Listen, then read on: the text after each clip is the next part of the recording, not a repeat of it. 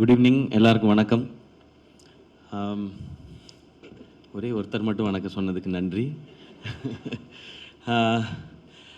இங்கே இந்த ஈவெண்ட் ரொம்ப ஸ்பெஷல். அதுக்கு முன்னாடி நான் இங்கே கலந்துக்கிட்டவங்களோட அவங்களேருந்து ஆரம்பிக்கிறேன். ஃபர்ஸ்ட் கோபிச்சந்த் சார், ஒரு பெரிய ஹானர் சார் உங்களோட ஸ்டேஜை ஷேர் பண்ணிக்கிட்டதுக்கு. நீங்கள் வந்து எவ்வளோ பேருக்கு மென்டராக இருக்கீங்க, எவ்வளோ பேரை இன்னும் ஷேப்பப் பண்ணுறீங்க. நீங்கள் வந்து இந்த மெடலை நான் பார்க்கணுன்னு ஆசைப்பட்டேன்னு சொன்னீங்க. நீங்கள் நிறையா பேரை மெடலை வாங்க வைக்கிறதுக்கான ஒரு ப்ராசஸில் இருக்கீங்க. ஸோ உங்களோட இந்த ஸ்டேஜ் ஷேர் பண்ணதுக்கு சந்தோஷம். அண்ட் மணிகண்டன் சார், நீங்கள் பேசினது ரொம்ப ரொம்ப சூப்பராக இருந்தது. ஆனால் நிறையா தடவை என்ன அண்ணா அண்ணான்னு சொன்னீங்க. அது மட்டும்தான் எனக்கு கொஞ்சம் கஷ்டமாக இருந்தது. ஏன்னா எனக்கு கொஞ்சம் கலர்லாம் பண்ணிட்டு தான் வந்தேன், நான் கொஞ்சம் எங்கே தெரியலாம் அப்படின்னு சொல்லி. அதனால தான் இந்த மாதிரிலாம் ட்ரெஸ் பண்ணிவிட்டு வந்தேன். அப்படி இருந்தும் கண்டுபிடிச்சி அண்ணான்னு சொல்லிட்டீங்க. பட் உங்களை பார்த்தது ரொம்ப சந்தோஷம். உங்களோட எக்ஸ்பீரியன்ஸ் அண்ட் நீங்கள் இந்த டெக்னாலஜி, இந்த ஃபீல்டு, இது உங்களுக்கு இன்னும் நிறையா தெரியும். எனக்கு அந்தளவுக்கு இதை பற்றி தெரியாது. ஏன்னா எனக்கு டெக்னாலஜின்றது வந்து இப்போ என்கிட்ட ஒரு லேப்டாப் கொடுத்தீங்கன்னாலும் ஒரு விரலாக ஒரு லெட்டராக தேடுவேன். ஏன்டா ஏபிசிடி ஆர்டராக வைக்காமல் மாற்றி மாற்றி வச்சுருக்கீங்க அந்த மாதிரி தேடுற ஆள். ஏன்னா நான் பேசிக்கலி ஒரு கம்ப்யூட்டர் இன்ஜினியர். அதனால் அது கொஞ்சம் சரியாக தெரியாது சார். இப்போ எனக்கு தெரிஞ்சு எனக்கும் டெக்னாலஜிக்கும் இருக்க சம்மந்தம் வந்து என்னுடைய ஃபோன் மட்டும்தான். அதில் எனக்கு தெரிஞ்ச அளவுக்கு இருக்கிறது தான். அதில் நிறையா டைம் என்னோடய பாஸ்வேர்டெலாம் மறந்து ஃபோன்லாம் லாக்லாம் ஆகிருக்கு. எப்போ ஃபேஸ் ஐடி வந்துச்சோ அதுக்கப்புறம் தான் எனக்கு ஈஸியாக இருந்தது. பட் நீங்கள் அப்படி இல்லை, அதுலேயே பெரிய சாதனை படைத்த ஒருத்தர். ஸோ உங்களோட இங்கே நான் இதை ஷேர் பண்ணிக்கிட்டது ரொம்ப சந்தோஷம். அண்ட் தம்பி குகேஷ், வேர்ல்ட் சாம்பியன், அவரை பற்றி நான் தனியாக சொல்ல தேவையில்லை. நான் கீழே உட்காந்து அவர்கிட்ட பேசிகிட்டு இருந்தது அதான். நீங்கள் எப்படி எல்லாத்தையும் காமாக இருக்குது உங்களோட அப்ரோச், அதுதான் பயங்கர இன்ஸ்பைரிங்காக இருக்குதுன்னு சொல்லி. ஸோ நான் ஸ்டேஜ் ஷேர் பண்ணிக்கிட்டு இருந்த 3 பேருக்குமே மூளை பயங்கர ஜாஸ்தி. இந்த 4 பேரில் எனக்கு தான் கொஞ்சம் கம்மின்னு நினைக்கிறேன். அதனால தான் ஆக்டராக இருக்க முடியுது. மூளை ரொம்ப ஜாஸ்தியாக இருந்தால் நான் டேரக்டர்லாம் டார்ச்சர் பண்ண ஆரம்பிச்சிருவேன்னு நினைக்கிறேன். அதனால் அவங்க சொல்கிறத படி கேட்டு நடிக்கிற ஆளாக இருக்குது கொஞ்சம் கம்மியாக இருக்குது, நல்லது தான். ஸோ உங்களோடலாம் அந்த ஸ்டேஜ் ஷேர் பண்ணிக்கிட்டது சந்தோஷம். ஃபேன்லி, நான் எப்போவுமே என்னுடைய ஃபேன்ஸான என் பிரதர்ஸ் அண்ட் சிஸ்டர்ஸ்ன்னு சொல்லுவேன். ஏன்னா அவங்கள வந்து ஒரு ஃபேமிலியாக பார்க்குறேன். எனக்கு இந்த ஃபேன்லின்னு கேட்கும்போது ஃபேமிலி அப்படின்றது தான் எனக்கு சவுண்ட் ஆகுது. ஸோ அப்படி ஒரு பேரை அழகாக சூஸ் பண்ணியிருக்கிறாங்க. அண்ட் இவங்க சொன்ன ஐடியா என்னென்னா, நிறைய நெகட்டிவிட்டிஸ் இன்றைக்கி இருக்கிற காலகட்டத்தில் அதெல்லாம் ஃபில்டர் பண்ணி ரொம்ப பாசிட்டிவான என்கேஜ்மெண்ட் ஃபேன்ஸ்குள்ளே இருக்கணும். அண்ட் ஃபேன்ஸ்க்கும் அவங்களோட ஐடலுக்கும் இருக்கணுன்றதே வந்து ரொம்ப நல்ல தாட்டாக இருந்தது. ஏன்னா எனக்கு எப்போவுமே மைண்டில் இருக்கிறது வந்து ஃபேன்ஸ் வந்து டிஸ்ட்ராக்ட் ஆகிடக்கூடாது, இல்லை அவங்க இது வந்து வேறு எதுவும் அவங்க மைண்டுக்குள்ளே திணிச்சிடக்கூடாதுன்றதில் நான் ரொம்ப ரொம்ப யோசிச்சுட்டே இருப்பேன். ஏன்னா எனக்கு வந்து நான் எப்படிப்பட்ட ஃபேன்ஸ் இருக்கணும்னு ஆசைப்பட்றேன்னா, என்னை வர்ஷிப் பண்ணுற ஃபேன்ஸ் வேண்டாம். அவங்க வர்ஷிப் பண்ண வேண்டியது கடவுளையும் அவங்க அப்பா அம்மாவையும் தான். என் கூட ஃப்ரெண்ட்லியாக பேசுகிற, இல்லை ஒரு அண்ணன் தம்பி மாதிரி இருக்கிற, அப்படி பழகிற ஒரு ஃபேன்ஸ் தான் இருக்கணும்னு தான் நான் ஆசைப்பட்றேன். அதனால தான் எப்போவுமே நான் பிரதர்ஸ் அண்ட் சிஸ்டர்ஸ்ன்னு சொல்லிகிட்டே இருக்கேன். அப்போ அதுக்கு ஏற்ற மாதிரி ஒரு பிளாட்ஃபார்ம் இருக்குன்றது ரொம்ப சந்தோஷம். ஏன்னா இப்போது எல்லாரும் சொல்கிற மாதிரி, இப்போது கோபி சார் சொன்ன மாதிரி, குகேஷ் சொன்ன மாதிரி, சோஷியல் மீடியாவை கண்டா எல்லாருக்கும் ஒரு பயம் வருது. இப்போது அதுக்குள்ளே போய் எதுக்கு நம்ம வந்து ஒரு தேவையில்லாத விஷயங்களை எடுத்துக்கிட்டு அப்படின்னு சொல்லி நான் நிறையா பார்க்குறதே இல்லை.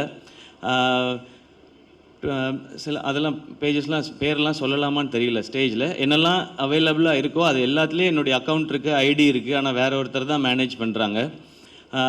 இன்ஸ்டாகிராம் மட்டும் அப்பப்போ எப்பயாவது நான் மேனேஜ் பண்ணுவேன். அந்த டைம்லேயும் என் ஃப்ரெண்டு வந்து ஃபோன் பண்ணுவான், நவனீத் வந்து சொல்லுவான், சிவா இப்போ ஏதாவது ரீபோஸ்ட் பண்ணியா அப்படின்னா. நான் எங்கடா ரீபோஸ்ட் பண்ணேன் அப்படின்னு. நீ ரீபோஸ்ட் பண்ணியிருக்கேன். இல்லைடா, நான் ஸ்வைப் தான்டா பண்ணேன், அதில் ஏதோ ஒன்று ரீபோஸ்ட் ஆயிருக்கு. அந்த லெவலில் தான் நமக்கு யூஸ் பண்ண தெரியுது.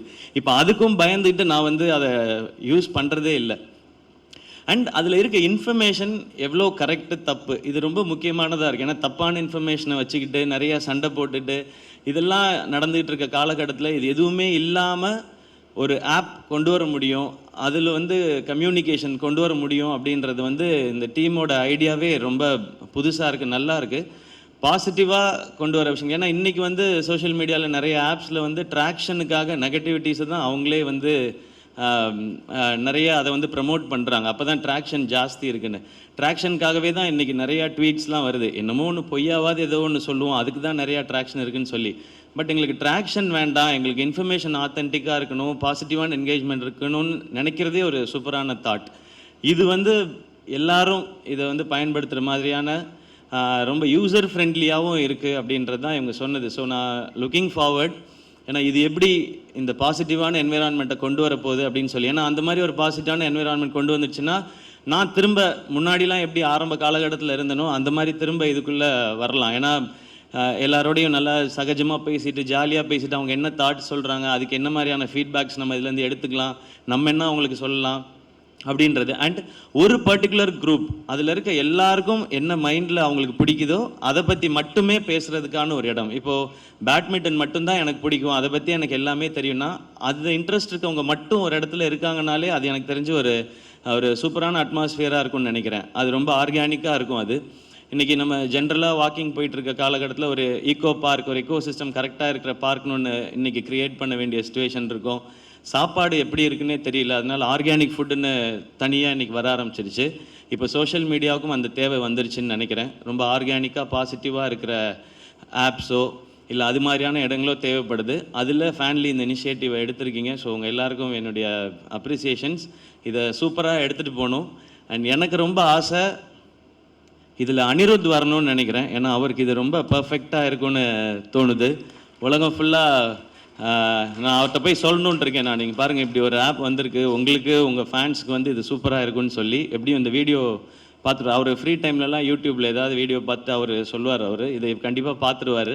அவருக்கு இது நல்லாயிருக்கும்னு நினைக்கிறேன். ஏன்னா ஒன்லி அனிருத்தோட மியூசிக் பிடிச்சவங்க மட்டும் இந்த உலகம் ஃபுல்லாக நிறைய பேர் இருக்காங்க. ஸோ அவங்களுக்கு மட்டும் ஒரு ஆப் இருந்து அவங்களுக்குன்னு தனியாக அவர் வந்து சில அவரோட பிஜிஎம்ஸ்லேருந்து சில போர்ஷன்ஸை மட்டும் அதில் கொடுத்து அவங்க அதை என்ஜாய் பண்ணும்பொழுது, ஸோ எக்ஸ்க்ளூசிவாக அனி ஃபேன்ஸ்க்குன்னு ஒரு தனியாக ஒரு இடம் இருக்குது அப்படின்னு கேட்கவே ரொம்ப நல்லாயிருக்கு. ஸோ அந்த மாதிரி இனி ஒவ்வொரு நாட் ஓன்லி சினிமா ஸ்டார்ஸ் இல்லை மீடியாவில் இருக்கவங்க மட்டும் இல்லாமல் இந்த மாதிரி இன்ஸ்பைரிங்கான ஸ்போர்ட்ஸ் பர்சனாலிட்டிஸ் இவங்களுடைய லைஃப், இவங்களுடைய ஒர்க், நான் இப்போ குகேஷ்ட கேட்டிருந்தேன், தம்பி உங்களுடைய ஒரு நாள் ஸ்கெடியூல் இப்போ எப்படி இருக்குன்னு சொல்லி.